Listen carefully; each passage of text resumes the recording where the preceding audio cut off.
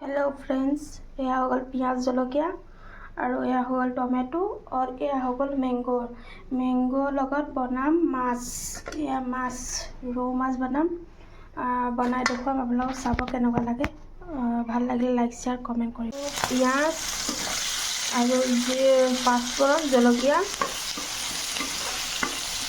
পিঁয়াজটো অকণমান ৰেড হোৱাৰ পিছত দি দিম বিলাহী আৰু আম। হৈ গ'ল, তাৰপিছত দি দিছোঁ টমেটো। टमेटो और आम लगते दिम।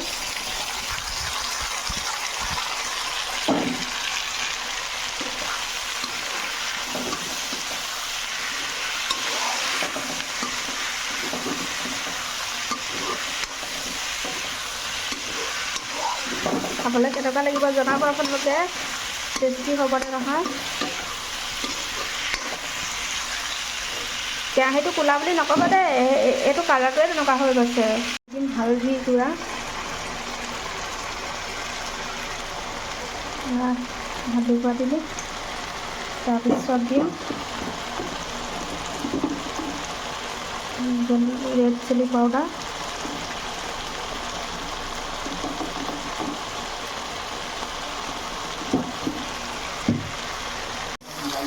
মছলা,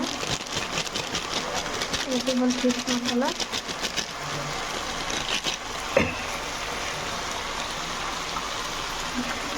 তাৰপিছত হৈ গ'ল এইটো হৈ গ'ল চব্জি মছলা হয়।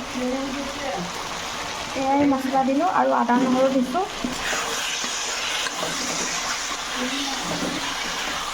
ইয়াত অলপো পানী নিদিওঁ, এনেকৈয়ে ভাজিম।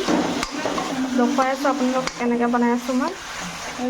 ভাজি থকা মাছ গেটেজ ঢালি দিম ইয়াতে। চব ঢালি দিলোঁ।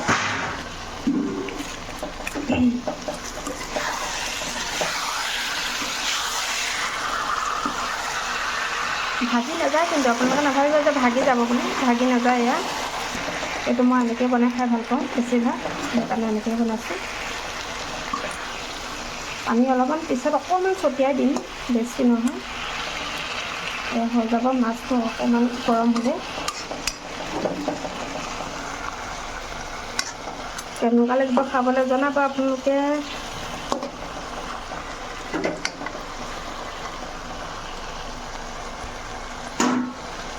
মোৰ মাছৰ চব্জি হৈ গ'ল ৰেডি খাবৰ কাৰণে। আহিব আপোনালোকেও।